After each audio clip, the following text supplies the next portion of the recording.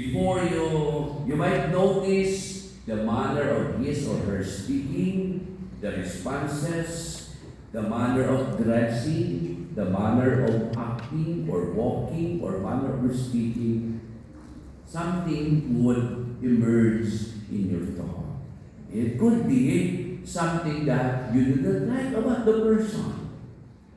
So, there is evil already thought. Like, you saw someone similar to the person who robs you, who hurt you, then you would think that person might be, that's the projection of what that person did to you, and so you think about revenge or vengeance.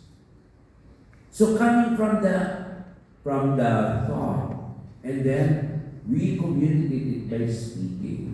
We cannot contain to our hearts, and then we are forced to answer.